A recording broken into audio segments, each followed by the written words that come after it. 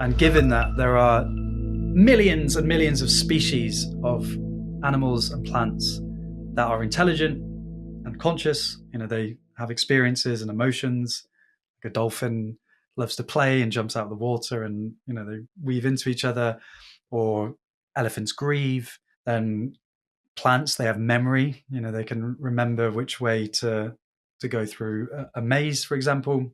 Even the single-celled organisms, like a slime mold, they can solve the most efficient way to create a network. So there's intelligence and consciousness flowing throughout a planet. And it seems to me more likely, given that all of this consciousness exists, that consciousness is a fundamental aspect of the universe, that material doesn't necessarily need to be unconscious. Because if material is unconscious and then we have all of this conscious life, there's a huge and unexplained claim to say that, okay, consciousness emerged. It's like a light switch. Suddenly consciousness, ta-da, appeared. That's a big and unproven claim. So it seems more likely to me that our intelligence is part of the intelligence of the universe. Our consciousness is part of the consciousness of the universe. Our meaning, therefore, is the meaning of the universe expressing itself, because there's no separation. And that, for me, gives me a spirituality compatible with my scientific instincts, that also is a resource that can support me.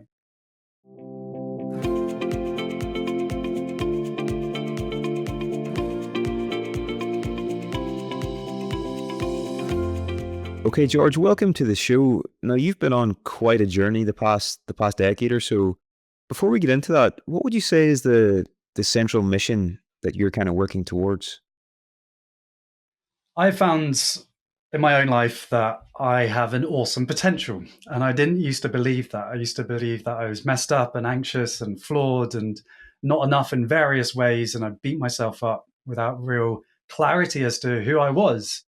And I found through everything that I've learned, that we'll explore today, that I can heal and I can change, and that balance is possible for me and for you. And as I've learned more, actually for humanity, that we have awesome potential, and we access that potential through truly knowing ourselves. When we know ourselves, we gain wisdom, the ability to navigate life with skill. And then with that wisdom comes ease and peace and balance.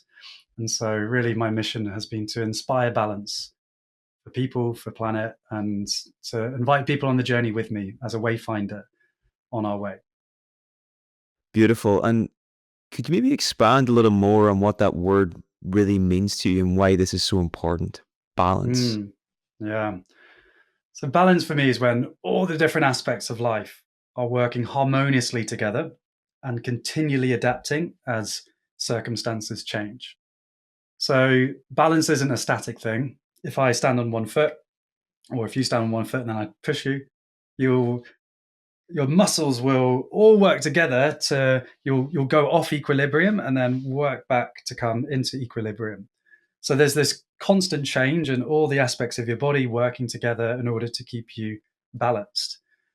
So it is necessarily an integrative approach. And this is so different to so much of healing and so much of politics and economics. In healing, okay, you have psychology and then you have sport. Whereas in Tai Chi and Qigong and the meditative path, we find, okay, mind and body are 100% connected. And thankfully, there is a cultural shift over the last 10, 15 years that is beginning to realize that. With economics, you have, which I studied, you've got household management, the economy, and then you have the planet, natural resources, two separate things, when really these are interconnected parts of one system. So when we no longer separate, but instead look for balance and instead integrate, then we get new insights that we didn't have before. Love that. Love that. And you've mentioned in the preparation for this that discovering Tai Chi was a major turning point in your life. Why was this such a significant discovery for you, George? I think I was, like most people in the West, disembodied. I did sport and I tried to eat healthily, but I didn't see the body as a friend, as a refuge, a place that I could rest, a teacher. And now through my own experience, I've found that the body can be all of these things, that it has an immense wisdom. Tai Chi is a moving meditation where we move with the breath, and it's like yoga in the sense that you move with the breath, but it comes from the martial art culture of China.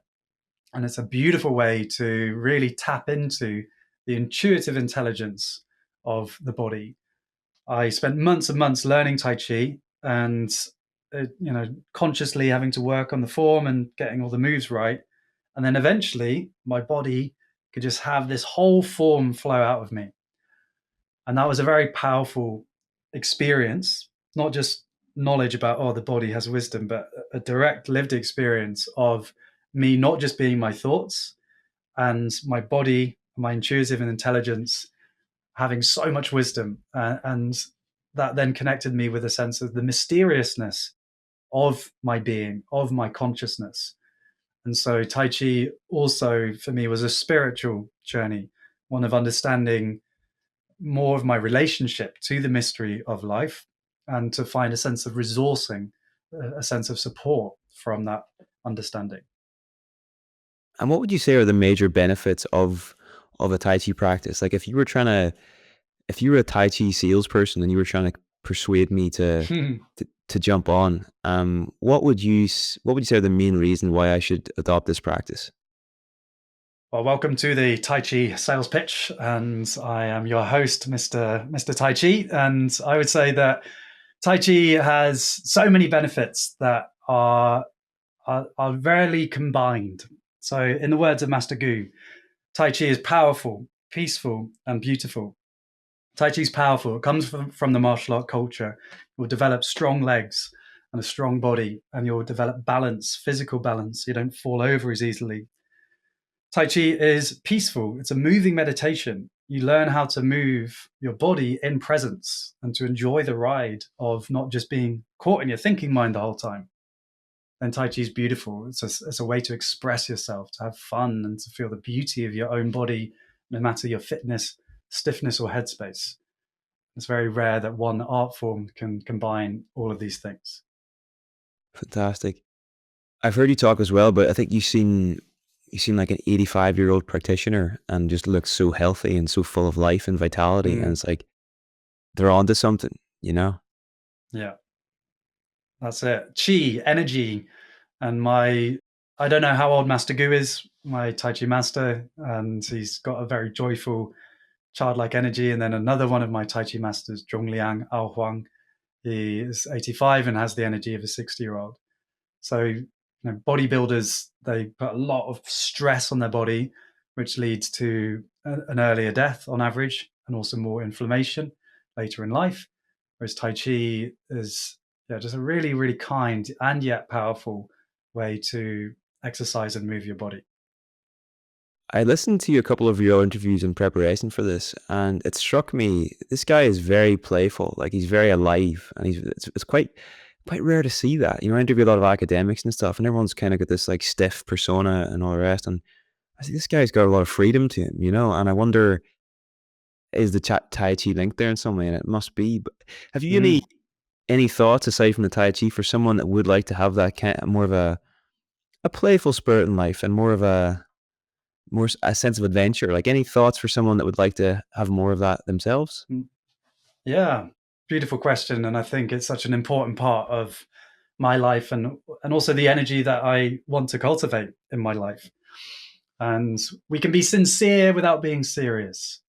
So we can care and still enjoy our lives. We don't have to sacrifice ourselves just because we're people that are more awake to the injustices of the world and the failures of society and family and all of that. We can still be aware, and we can still, yeah, have a sense of ease and playfulness. I was just asking about the being more playful. Any thoughts for Yeah, people that would like to have that kind of yeah. way of life? We can be sincere without being serious. We can care without needing to shame ourselves or to not enjoy our lives because of the privilege that we have or whatever story we might have about the need to be serious. And there's a beautiful quality that comes from lightness. I do think is a really important part of the healing of our world. say you've got two groups. You've got Team Titanic and then Team A Beautiful World as Possible. So Team Titanic is everything's going down and panic and grieve and just not have a good time. Like, who wants to join that movement? Versus, okay, yeah, there's serious things going on and we do really need to take action, and we are working towards a more beautiful world, and we're going to live that lightness, depth and lightness. These are two things, my romantic relationships and my friendships, deep and silly, presence and play. I think that they're a really beautiful combination to enjoy our life. And then it's also the foundation of a more sustainable service, because we're not burning out. So just to name the importance of that, and then how do we develop that quality? Firstly, giving ourselves permission to be silly. And often in my Tai Chi sessions, I say that, just permission to be silly. Come on, just let it out. I know it's in there. Let's have fun. So then you can invite that to yourself. I'll give myself permission. One simple actionable tool I call the track snack. Press play once a day. And this is a really simple thing. It's just to put a tune on, put some headphones on, and have a boogie, have a hip shake, have a dance, and to see what comes up. Because that can actually be challenging for people, to just really allow yourself to dance in exactly the way that your body wants to. And maybe there's tiredness, maybe there is self-judgment. And can that be part of the dance? To welcome that as well. And what you will find as you commit to that practice, press play once a day, try it for 30 days, your life will change. Then you'll begin to get into that ease and that playfulness more easily. I love that. I love that. And the distinction between being sincere and serious, I think that reminds me of something Alan Watts said, or That's might have his said. quote exactly. Yeah. Yeah. And he says, like, if you look at children playing a game, like they're fully immersed in it and they're taking the game seriously, but at the same time they have the awareness that's the game, and we or that it is a game, and I think we lose sight of that in life, that we're all playing games, but we get so caught up in the drama of it that we forget that it matters, but it's not just that we shouldn't take it too seriously. That's kind of what I'm trying to get at, Yeah. I'm going to give 3 sentences here, George, and I just love you to expand on them. All right. So, to hurt is to be human. We have awesome potential, and practice is the path. What are your thoughts here? So this is how I talk about the journey of waking up. So, the Buddha and most teachers talk about this. So the Buddha talks about the nature of suffering, and yet there is the potential for that suffering to end. And for him, that suffering comes from attachment and from Mara, illusion, and that's where suffering comes from. The way that I summarize that is, to hurt is to be human. My journey started in anxiety and pain. There's so much happening in the world that it's totally reasonable if you're feeling lost from your purpose, feeling anxious, confused. It makes total sense that you are there. So not to then create the secondary pain of, I shouldn't be anxious, I shouldn't be depressed, because all that is doing is multiplying the pain that's already here. So to hurt is to be human, the power of compassion, meeting ourselves where we are. And we have awesome potential. Balance is possible. There is the potential that we can meet this present moment with an open freedom, a sense of freedom. There is that potential. And through training the heart and mind, we can achieve that. So practice is the path. There is the potential through these timeless arts of meditation. Really, meditation is the core tool of waking up, because it helps us understand the nature of our consciousness, the nature of our mind, which I know is something that you're so passionate about. Is when we understand that, like, I'm not just my thoughts, not every thought I have is true, and thoughts are an energy arising in my awareness, and I have the freedom and choice to choose what to do with this thinking. I can choose either to resist and to judge, or I can choose to embrace and to love. And when I embrace and love, then I find freedom, even in the midst of the pain. Enlightenment is not the freedom from pain, but the freedom to experience pain with a balanced mind. Ooh, okay. I like that. And you mentioned there about hitting rock bottom. You hit rock bottom quite low. Can you tell us about this time in your life, what was going on, and maybe what you learned from it as well? Mm. So I think with stuff like anxiety and depression is that these are signals of unmet needs. So they're not just random aberrations of broken brain chemistry. There is a real wisdom to these challenging experiences. Thoughts and feelings are messengers of needs. And if we can get to the needs that are being met or not being met, then we can understand that these are signals to be heeded and to be understood. So for me, in my rock bottom, I was single, living with my parents, delivering food on my bike, making not a lot of money, not many friends, and then began to make videos on YouTube that I thought were good. Nobody was watching them. I equated my value as a human being with the number of views I was getting. I wasn't getting any views, therefore I wasn't valuable. And a new character began to dominate my headspace, who I personified as a troubled wizard called the Underminer, who would say, "Hey, George, still single, not many friends. You're weak and pathetic. Oh, and now you're anxious. Look at everything you've been given. You are worthless." And I didn't know how to relate to that voice. And so I just stewed in it and felt shame about the anxiety I was feeling. So I didn't express it with my loved ones, to the extent that, the most acute time was around 2 weeks, where basically I would be so sick, anxious in bed that I just wouldn't be able to get up. And all I had really done is be by myself for 2 months. That was also, I was beating myself up about that. It's like nothing's changed, but then everything had changed because, that it was a snowball effect of these underlying unmet needs, and then the wisdom of the nervous saying, hey, there's important stuff that's not happening right now, and then multiplying that pain with the how I reacted to it, then that led to that crisis. So rock bottom. I just want to underline a sentence you said there that I think sometimes, every so often, you a sentence and there's so much wisdom contained within the words. Like, it's sort of like a zip file, and if you unpack it, it's like there's a lot in there. And I just want to underline, thoughts and feelings are messengers of needs. And if you are experiencing pain or whatever, it's like, or difficult thoughts and emotions, those are messages being sent to you from unmet needs. And so then is the solution to maybe try and identify what those needs are and then try and get them met in healthy ways? Is that your thinking? There's two approaches to healing. There's many more, but there's two that I generally talk about. So observation and investigation.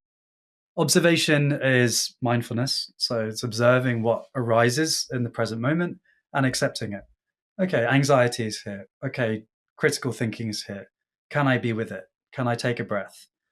Super, super powerful, life-changing. But the problem with just observation is that you could be doing that for a whole lifetime. Like, I'm not enough. I'm not enough. I'm not, just, you're observing it again and again. Okay, let it go, let it go, let it go. So actually, sometimes what we need to do is investigate. We need to go down into the dark depths of our subconscious and try and understand what is actually happening there, in order, why are these thoughts coming up? So thoughts and feelings are messengers of needs.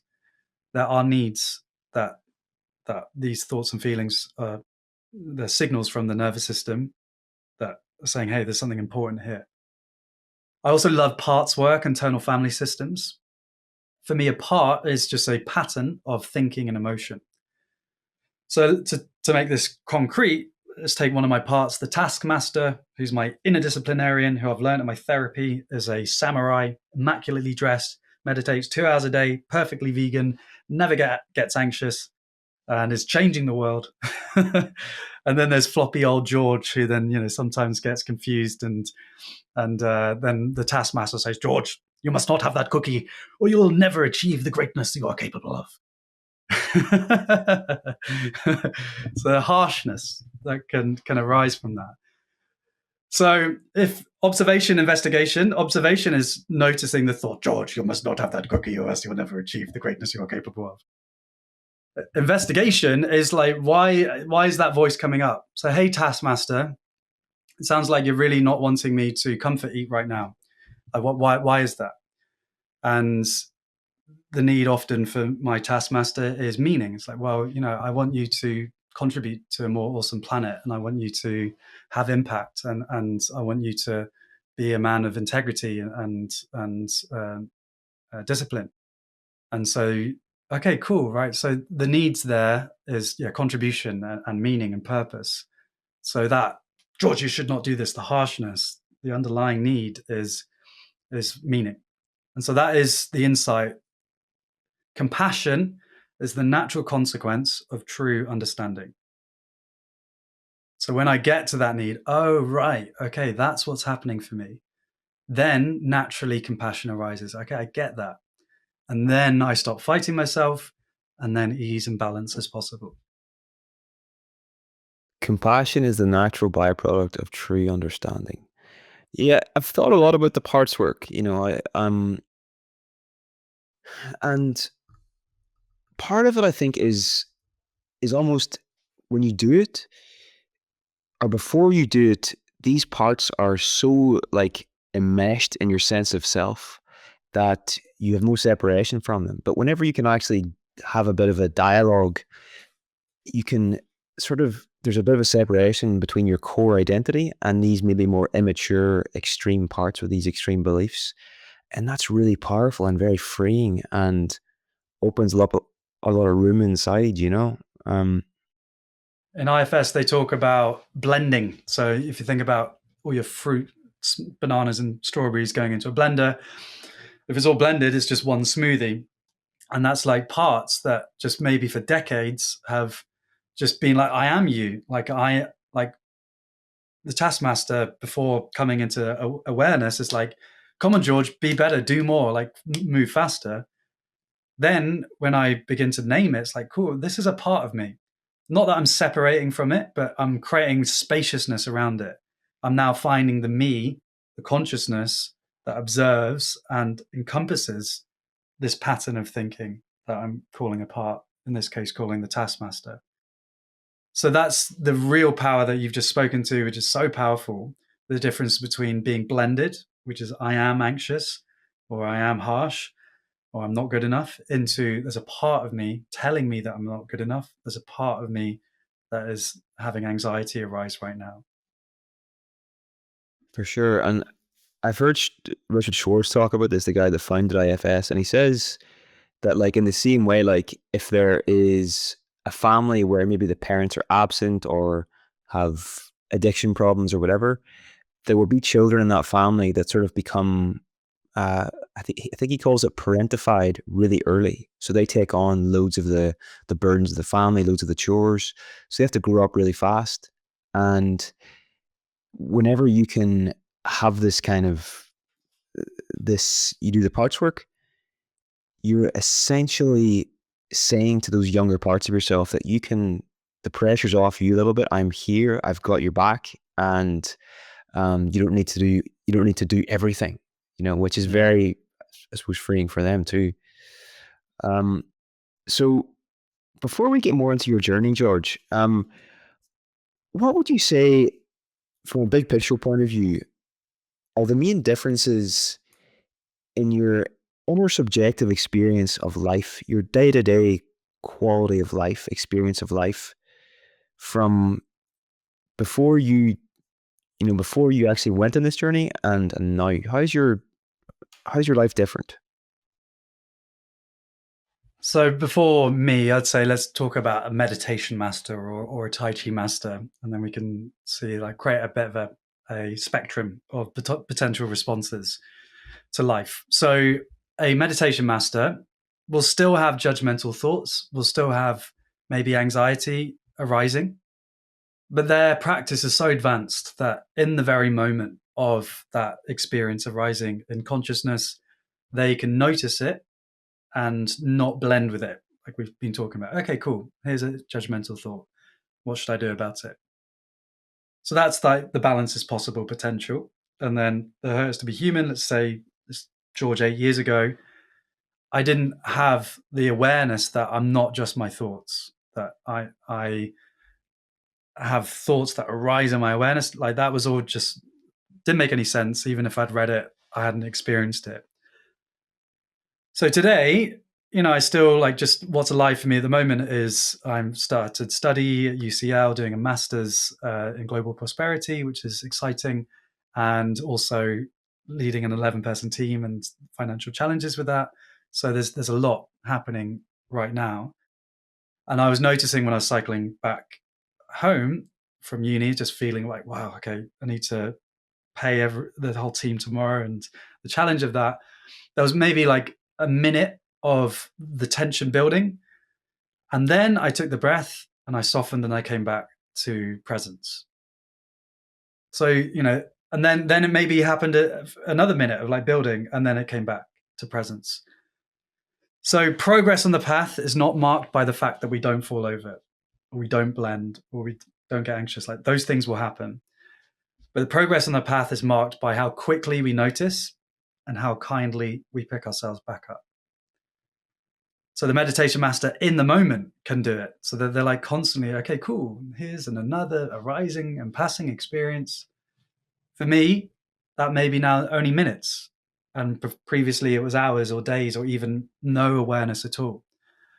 And so that is also a progress that is available to all of us. It's not perfection of never being anxious, never being critical again, but it's the responsibility, the ability to choose our response to the totality of what we experience. Wow. I often wonder about this. And like, is it possible to have chaos in your life and have so many things that are potentially stressors and worries, etc., but to maintain a state of inner equanimity as all of that is going on? I think that's the goal. And not I don't Yeah, want the chaos in my life, but when it does come, that you can just meet it with presence and just take right action when it happens, you know? for sure. And if we think about a river, flow is one of the main metaphors of Daoist philosophy. There is still resistance and rocks and canyons and waterfalls on the path of the water. It's still in flow. There will be chaos and unforeseen circumstances, and that's what makes life worth living. It's the yin yang pairing of order and chaos, and life is following that beautiful equilibrium between the two. And yeah, we 100% have the potential to be able to navigate all of the chaos, all of the challenge with a balanced, grounded sense of ease and presence. And that is my aspiration as well. It's like I'm not a yogi living on a mountain or a Tai Chi master living on a mountain. I have done that and have trained in that. But really, what I'm passionate about is bringing these art forms to modern living. So, I live in London. It's a very agitating city, and I lead an 11-person team, and so I filmmaker and all of these things. And yeah, I do have developed the capacity to really relax my nervous system. The story I shared yesterday, that's first time for a while that, like, wow, I'm dysregulated right now. And generally, I'm so much more resilient, so much stronger than I have been. And that is the empowering bit, is that this is a practice.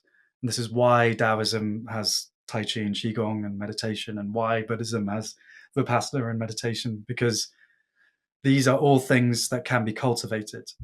We're cultivating responsibility, this word again, the ability to choose our response. I love it. Yeah, I think you're really stress testing your philosophy. Like it's like you're really putting the philosophy of balance as possible to the test with what Yeah. you're currently doing, Mm. and that can only be a good thing. I was listening to your podcast recently. I can't remember what the exact characters were, but they were saying it was one guy was on the phone to like his spiritual director, and he was saying, I've got all these stresses and I want to do this, want to do that, and he says, have you any guidance for me? And the mentor on the other side of the phone just stopped, didn't say anything for about 30 seconds. And then he said, you must ruthlessly eliminate hurry from your life. And I Hmm. just thought, fuck, I like that. I really like that. Hmm. Um, Now, George, tell me about the time you turned up to a Chinese monastery asking to be taught Kung Fu. Hmm. Yeah, that was really the start of the journey. So, I was anxious and confused, as we've already shared, and I'd never done any martial arts before, and I had seen some monks do some backflips and break some blocks with their fists, and I wrote in my diary at university, "Why don't you go try and join a monastery?" I got anxious, and then I was like, "Right, cool. I want to try and sort this anxiety thing out." So I traveled to the Wudang Mountains, where Wudang Tai Chi and Kung Fu started. Sorry to interrupt, but just how old were you at this stage? And was this just like I you written your diary and then you read it a year later and you're like, I'm going to go to China and go to the mountains and see if I can It's, find a it's monastery? basically as arbitrary as that. Yeah, I was 22, straight out of uni, with no plan. And like, just to show how much ignorance I had, I was choosing between Shaolin and Wudang. Shaolin is Buddhist, Wudang is Daoist. I was like, I haven't heard of Taoism before. It's probably not very good. So maybe I'll do Shaolin. But then as I researched more, I thought, well, Wudang's more internal, about internal energy and meditation. Like, okay, that I have a sense that I want to do that. So that's literally how little I knew. I turned up at the Wudang Mountains, and yeah, it's this incredible collection of monasteries and temples and kung fu schools, Tai Chi schools, all on top of a mountain. I arrive at Purple Cloud Temple, big courtyard, swirly roofs. There's a monk sweeping the floor. I go up to her and say, "Ni hao, kung fu." And she's like, "Who is this guy? Like, can you go away, please?" I try with another monk she's this old lady carrying a thing of tea. And I say, "Ni hao, kung fu." And she shoos me away. Turns out it wasn't a kung fu monastery. It was a female only academic Daoist monastery, and foreigners weren't allowed anyway. So I just turned up at a random monastery with no research and got rejected. So then turned to plan B. If I can't learn in a monastery, I'm going to try and learn in a kung fu school. And I asked the locals to take me to a kung fu school, and they ended up taking me to a Tai Chi school. And again, in my ignorance, it's like, "There's Tai Chi, is that for older people?" But Master Gu greeted me at the Tai Chi school, and he's got a ponytail, goatee, great big smile, this joyful energy. Happened to be fluent in English, the only master on the mountain fluent in English. And he, guided me into this stunning world of Tai Chi and Taoism. And that was, really the start of that journey of waking up to my potential. Your story, a part of that anyway, obviously there's a certain amount of naivete there, which I think is so healthy. And having that and just saying, right, I'm going to go to China, I'm going to go to a monastery, like you're just opening yourself up to so many possibilities that would just not be possible otherwise without that willingness, And something I wanted to ask you about during this conversation was just your thoughts on how important it is to consciously step into uncertainty, step outside of our usual grooves and comfort zones. I think this is one of the big gifts that Taoism gives the world, is the embrace and celebration of the unknown. The rational cognitive mind wants to control, because if we control, then we are safe. Lurking in uncertainty, there could lie danger. And so our consciousness thinks through, the anxious brain, every possibility of everything that can go wrong. So then at least we've planned every potential outcome so that then we can stay safe. The reality is that we live in an unlimited universe, and we're trying to work it all out with this limited noggin, which is only 30 centimeters wide. So it's an impossible task to have full certainty. And so really we already swim in uncertainty, and yet the thinking mind will deny that in order to pretend to have a false sense of security. So it's quite a radical and courageous act to begin to step into uncertainty and embracing the unknown, and to begin to see that as a practice. Cool. Okay, I have a tendency and a biology to want to find certainty and close. I'm now actively choosing to enter into uncertainty. So yeah, I really do believe in the power of creating those spaces for uncertainty, because that's when serendipity can happen. I was lucky, but I created my own luck through not planning. And yeah, there can be like mini adventures that I like to always what's the smallest thing you can do, like the track snack. So what's a micro adventure? So it could be going to work on a different path than you normally would, using a different mode of transport than you normally would, striking up a conversation once today with somebody that you don't know, to name something you like about someone who's walking down the street and just seeing what happens from that. Going on holiday and not having planned anything and just ask the locals, okay, what do you recommend? So there's so much beautiful experience that can happen when we open ourselves up to the unknown. For sure, for sure. That's the creative space. That's where everything interesting happens. You know, when you don't know what's going to happen. Um, so something else I wanted to ask you, but it was just top of my mind there, and it slipped. What was it again? Um, we're talking about uncertainty, and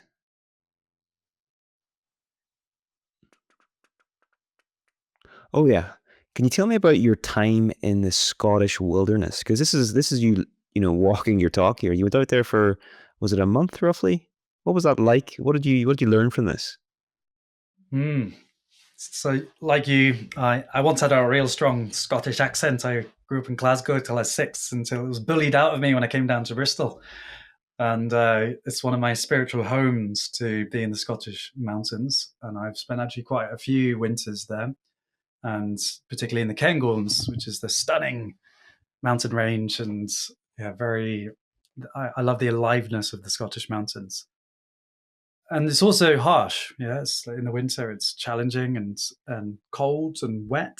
And I think I have become stronger through stepping into outside of the creature comforts of modernity and central heating, and to go camp in the winter in a bothy or even in a tent, and to open myself up to nature. A more expansive understanding that I've got from my nature adventures is something that I'm sure a lot of our listeners have experienced, is a sense of awe when I see a huge landscape and I've sensed myself being this really small thing in this really big thing. And it helps me recenter away from, okay, this small little George is so important and like I'm facing so many important, crazy things. So, okay, small little George is this really small aspect of a really big, beautiful thing. And I can relax. And this big, beautiful thing has been around for many billions of years. And yeah, you're all right, mate. When I talk to a tree, that's the main message it gives me. It's like, you're fine. Slow down. You don't need to overwork. Can you soften? So that's one teaching through many teachings that my time in Scotland has given me. And you're literally going there by yourself. Are you camping out for 30 days in the winter? So I would go by myself, and I do have benefited a lot from retreating. And this is also a Daoist concept. It's, retreating to then find out what's left of me as I escape from my normal life or retreat from my normal life. And I would sometimes be camping, sometimes in bothies, which are like very simple huts. But then also I was in a nice Airbnb hut, so it had heating, so it wasn't as punishing as maybe it looked like on the film. There was a nice little place that I returned to. But certainly the social isolation, and it's also one of my. I love being by myself, and I complained to the universe, woe betide, why has my life partner not appeared yet? It was because I've been living by myself in a cabin for years. So yeah, it kind of makes sense. And what's a typical day look like when you're there? Like, what would you be doing? Are you sitting? Are you moving around? Like, what are you up to? My writing process for filmmaking is, I wake up and I meditate, and then I will read and take notes. And then once I'm ready, I go out into nature and I talk to myself. I'm always shocked how, I think I understand something. I've read as many books as I can about consciousness, or whatever the subject is, and then I try and speak it out in my own words, wow, actually, I really don't understand this. So then it's a journey of, yeah, I'm a filmmaker, and I make films about our connection with nature and our potential for peace. So it's a lot of writing and a lot of thinking that goes into making those videos. And a lot of it is just hiking, being out in nature, talking to myself. I've got a little voice recorder. Then I process the transcripts when I get back home, and then I iterate and I improve. Wow. Wow. That must give you a lot of clarity, I suppose. And you were an atheist, and you're now panpsychist. Is that right? Yeah, For any, I sorry, just wanted to ask, for anybody that isn't familiar with panpsychism, could you just give a big picture snapshot of what that is, and what kind of effects has this had on your relationship with the world and being out in mm, nature? yeah. So firstly, my understanding of spirituality, for me, I define the word spirituality as my understanding of my relationship to that which is bigger than myself, and the extent to which that understanding is a resource that supports me. So it's understanding and resourcing. So I'd say we have a deeper spiritual connection if the understanding of my place in the universe helps me and supports me. So rather than the existential angst that often atheism brings, which is that, yeah, I'm just a mindless bunch of particles pointlessly bashing together, and over the process of evolution, randomly and pointlessly created me. And my meaning that I believe I have is actually just pointless particles bashing together, and there's no meaning to life. And you're alone in a dead, unintelligent universe. So then, yeah, sleep well. So that is where atheistic reductionist materialism can take us. So atheism, in the sense it's not theistic. Reductionism, the idea that you can reduce the understanding of the universe to the fundamental building blocks and forces from which everything is determined and then shapes the whole. And then materialism, the idea that the very material of the universe is unconscious. So everything's just material, and then it's come together. Life is the coming together of unconscious material into then consciousness being an emergent property that came through the process of evolution. So that I see as a spirituality. Materialism is a spirituality, because there's assumptions about our relationship to the world and matter that cannot be proven, like that matter is unconscious, and we can't know that for sure. And so then atheism is a spirituality. For me, what I think is more reasonable, and is my opinion, and I know that people feel differently, is that I'm a panpsychist. So pan means all, psychism meaning mind. So mind being everywhere. What does this mean? For me, everything is energy in constant transformation. And given that there are millions and millions of species of animals and plants that are intelligent and conscious, they have experiences and emotions. Like a dolphin loves to play and jumps out of the water, and they weave into each other. Or elephants grieve. Then plants, they have memory. They can remember which way to go through a maze, for example. Even the single-celled organisms, like a slime mold, they can solve the most efficient way to create a network. So, like the Tokyo subway system was represented by a slime mold, which is just a single-celled organism. So there's intelligence and consciousness flowing throughout a planet. And it seems to me more likely, given that all of this consciousness exists, that consciousness is a fundamental aspect of the universe, that material doesn't necessarily need to be unconscious. Because if material is unconscious and then we have all of this conscious life, there's a huge and unexplained claim to say that, okay, consciousness emerged. It's like a light switch. Suddenly consciousness, ta-da, appeared. That's a big and unproven claim.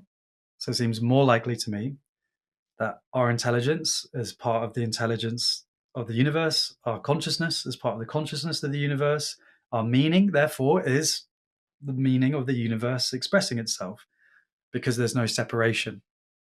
And that for me gives me a spirituality compatible with my scientific instincts, that also is a resource that can support me. I love it. Um, the the idea that, you know, matter and consciousness might be two sides of the same coin, that every piece of matter has consciousness contained within. I think that if you really wrap your head around that, that can totally change how you relate to everything. You know, it gives you such a reverence for the material world, for nature, for animals, for just simple objects. You know, and Bernardo Kastrup, a guy who's been on our show a few times, he says like it's no accident that the Son of God in the West was a carpenter. Carpenters love material, they love matter, they engage with the right way, in a reverential way, you know. So yeah, I really like that. Something else I was curious to ask you about, George, was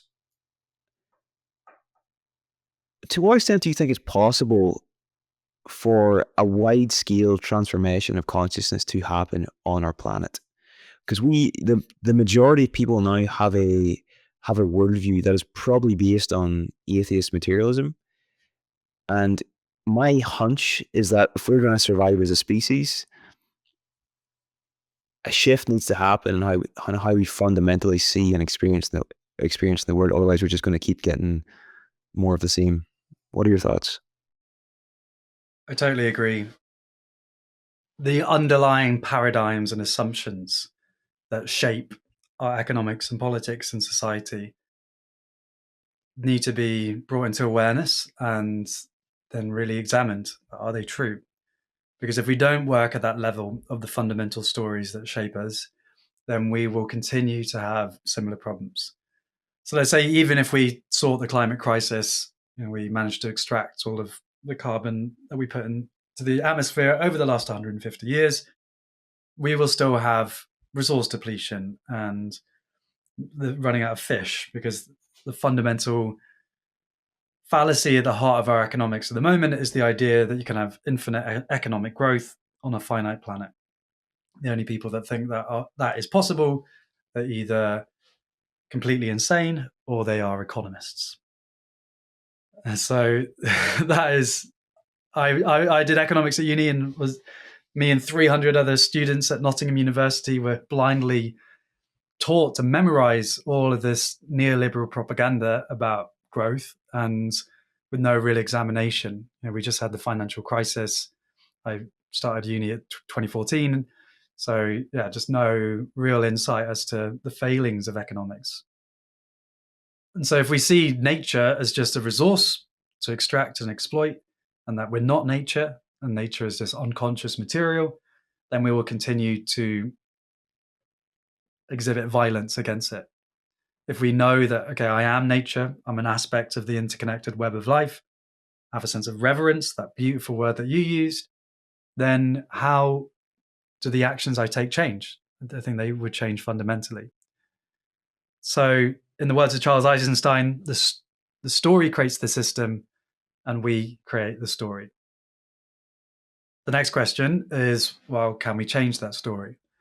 Because, yeah, it does seem there's a lot of forces going towards isolation and to short-termism and real denial of facts, which, facts is a challenging word. The idea that, some scientist has the truth. I think that is definitely an idea to be challenged. But just because we can't know the exact truth doesn't mean that then we can't know anything.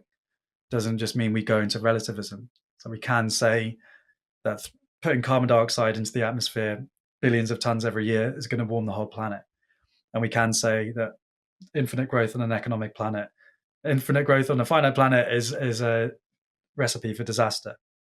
We can say that more money doesn't always lead to better quality of life after a point. Community and freedom and time do. So how do we change that consciousness? I mean, for me, I'm a filmmaker, and I do believe in the power of film to spread these ideas. And it is really a collective awakening that is needed. In the words of Matthew Fox, the next coming of Christ will not be a coming of a person, but the coming of Christ consciousness. Or for Thich Nhat Hanh, he says the coming of the next Buddha will not be the coming of a person, but a sangha, a community. Wow. And yeah, I think it's like everyone's got their gifts, their skills, their resources, and it's like, how can you leverage that towards bringing that into the world? You know, that Christ consciousness or that Buddha nature or whatever. You know, and you're doing it through your filmmaking, and there's other people listening to this that will have specific skills that, if leveraged in the right way, could go towards that goal. You know. And that energy of service and contribution. So the fate of the planet doesn't rest on any one of our shoulders. And if we can all be in service that energizes, service and wisdom energizes, service out of wisdom depletes. And there can be a way where we contribute to the greater flourishing of life in a way that gives us energy because it resonates with truly who we are. So how do we find that? Through experimentation, taking action. So it can be, okay, I know what my passion is and I start doing that. Or if I don't know, then I'm just going to start serving. And then I find what resonates through taking that action. For sure, for sure. And I think, you know, it can be tempting to think of this like I have to do these big grand things, but like you every so often you meet somebody and they just have an infectious energy about them where they carry themselves in such a way that it immediately makes your own day better just to interact with them. You know, and you just people, if you're going about the supermarket and the people you're interacting with, like you can lift people up just by your presence, you know, and that's just worth doing for its own sake. Um, so big picture, zooming out, I'm sure you've thought about this quite a bit. What would you say? What would you say is the purpose of existence? You know, why would there be something rather than nothing? Like why do we have this consciousness? Why are we on this planet? What are your thoughts there? I love that question. I think it's a beautiful question, and there's a deep mystery. And a Daoist would say, "Stop asking why, start saying wow." So there's some of that energy, which is to like come out of the thinking mind and just to like revel at this life and to enjoy it. And you know, we deserve that, and that creates, like you said, the energy of joy is so powerful. And often, you know, in the head is all the problems. In the present moment is joy and freedom. So just to like have that as an option.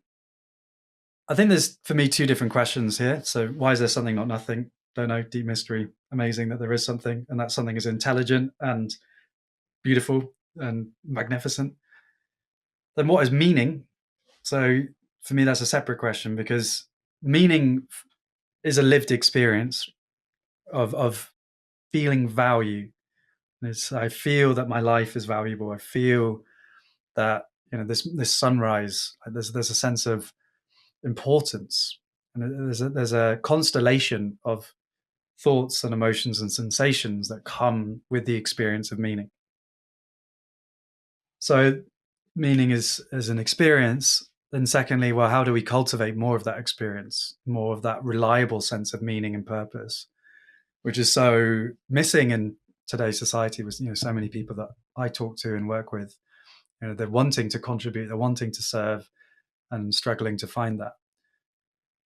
For me, meaning is the yin yang pairing, the duality of being and doing. So, being is something that we often miss in our modern society. We're not human doings, we're human beings. So, the sense of meaning that can come from coming out of the mind and enjoying the present moment, that is a skill to cultivate, to actually enjoy the fruits of our labor, to know how to rest, and to have a sense of reverence for this moment. And then there's the doing, which for me is service. So, how can I act in a way that contributes? So, rather than thinking about success, I think about service. So, that's the yin yang pairing, doing and being, service and presence. Love it. Every morning, no joke, before I look at my to-do list, I literally ask myself, what values do I want to embody as I live and work this day? And that's simple things like I want to enjoy the process. I want to be present. I want to have enthusiasm. I want to be creative, whatever. Like those qualities of being, I think they're far more important than what you actually do, and they actually make the doing more enjoyable. So, George, it's been such a fascinating conversation. Thanks so much for your time today. I really appreciate it. Where can people learn more about you, your films, and you do retreats as well? Where can people learn more about what you have on offer online?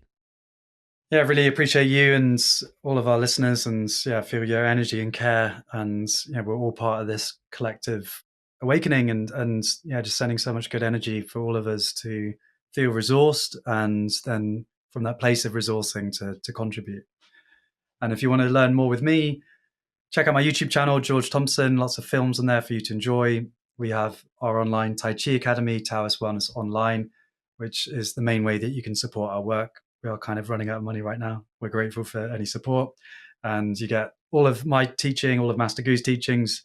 And that is, really a powerful community as well. And then I run retreats in the UK twice a year, in Wales and London, Awaken Your Potential, really powerful community learning. And then I also do one-to-one leadership coaching with change makers that are feeling burnt out, disconnected from their purpose, and want to awaken their potential for balance. Wow. Okay, George, we'll speak again another time, I'm sure. So I want to wish you the best going forward with the masters and everything that you're doing, and we'll talk soon. Look forward to it. Thank you so much.